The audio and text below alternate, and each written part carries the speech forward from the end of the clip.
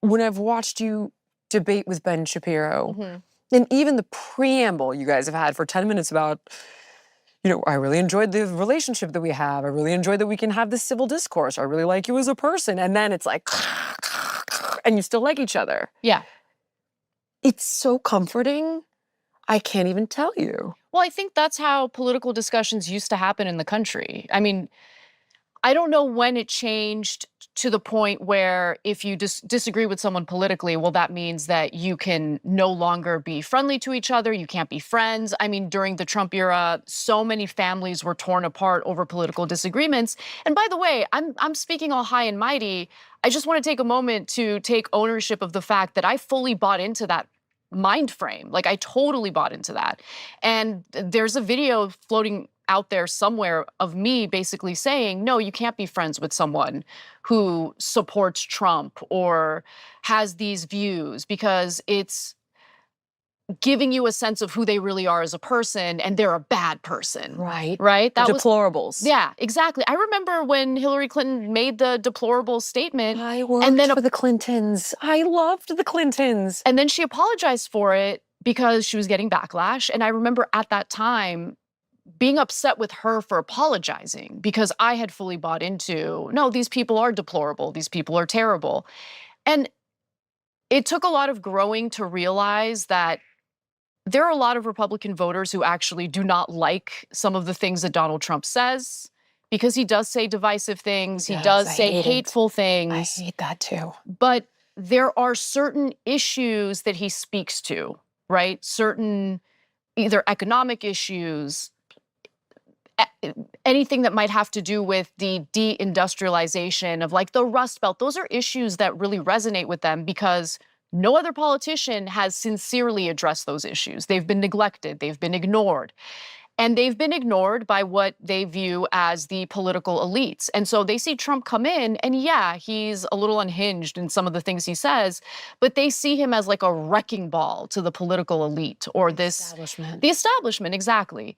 And once I was able to really fully grasp that and understand that, and by the way, once I started to understand the flaws in my own party, it helped me kind of begin this journey of rejecting political tribalism and not wanting to be pigeonholed into any political group. I want to feel free to think for myself and to explore ideas without feeling guilty about it. You know? Yes, I know exactly what you're talking about. Um, I think for me, as a devout liberal Hmm. who always thought I was the better person, I thought we were the good guys. I really did. I was brought up that way.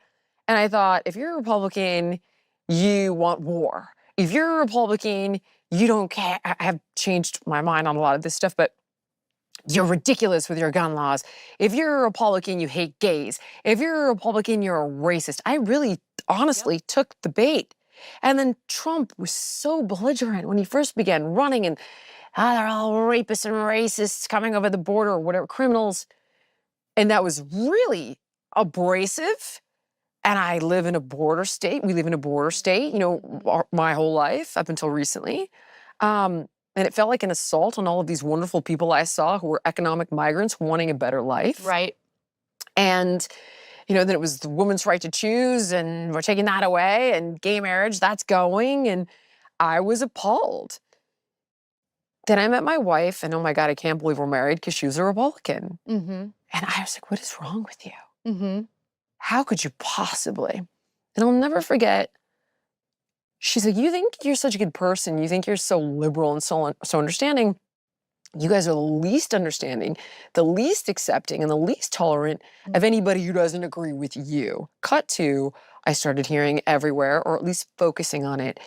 Oh, well, they voted for Trump, so I had to cut them out. Oh, I haven't spoken to my mother. She's a Trump supporter.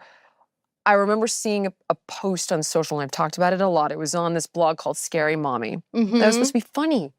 We're supposed to make fun of what shitty moms we were. It's supposed to be funny. Right. Which became political. And it was like, if you pray to Allah, I'll sit next to you on the bus. If you, are gay married, like, I'll hold your hand. All these things about you're allowed to be on the fringe and I will accept you. In the comments what if I'm wearing a MAGA hat? Mm. And the answer was, well, if you're not a racist or a bigot or a this or a that, sure. Yeah. And I saw it. I saw it so clearly. And then another person who's friends with my wife was like, don't you understand these people that your party is demonizing? Like, they work 2 jobs to make ends meet. Like, they go to church. Exactly. They try to be a better person. Like, they're just trying to get by, and you're calling them ignorant for being religious, like racist, bigoted. So they feel completely abandoned, disenfranchised, and demonized, and Trump is speaking to them. Exactly. Yeah. I mean,